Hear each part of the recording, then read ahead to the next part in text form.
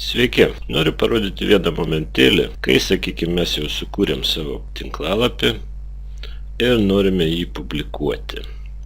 Mes, aišku, apgalvojam viską, dabar prisijungiame, sakykime, aš jungsiuos prie tokio bandomojo savo paskyros, čia įvedam savo slaptažodį ir prisijungiame. Dabar greičiausiai, kad tai bus kategorizuoti, jeigu jo dar nekategorizuotas, nepriskirta kažkokiai kategorijai. Sakykime, spaudžiam business, spaudžiam services, išsiunčiam informaciją. Dabar mes pasižiūrėkime, kaip atrodo mūsų tas tinklapis. Nekreipkite dėmesio, čia yra šiaip šablonas, jisai tuščias, bet, sakykime, jūsų tinklapis yra čia užpildytas, viskas padaryta, ko reikia. Sukelti visi duomenys, paveikslėliai, nuorodos, kontaktų formos, tekstas užpildytas.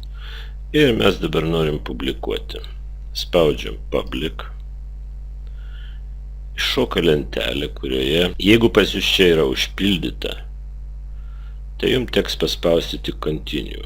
Greičiausiai taip ir bus. Jeigu čia tuščia, jūs turite įrašyti čia domeno vardą.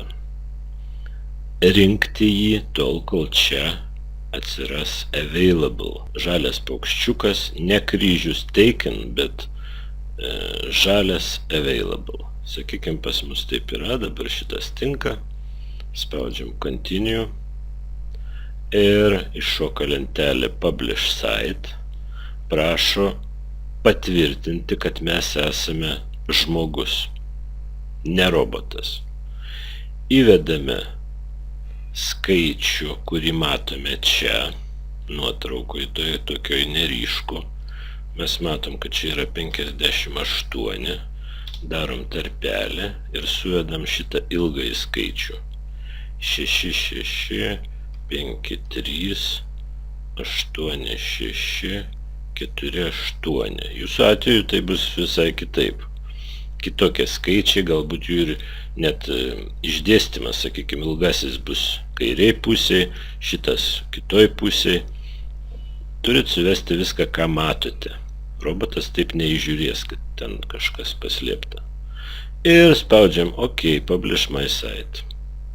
Ta padaryti reikės tik vieną kartą tam tinklapiui. Jis vieną kartą patikrina, kad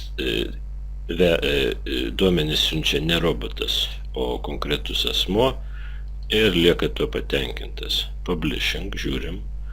Mes turime pamatyti website published.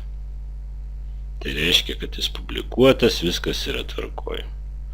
Čia dar yra pasiūlymai tokie, kad galit jūs išsipirkti domeną, jūs, jeigu norit toliau naudotis nemokama paskyra, toliau nieko nedarote. Spaudžiate kryžiuką ir viskas, jūsų tinklalapis jau internete. Ačiū už dėmesį, sėkmės kūryboje.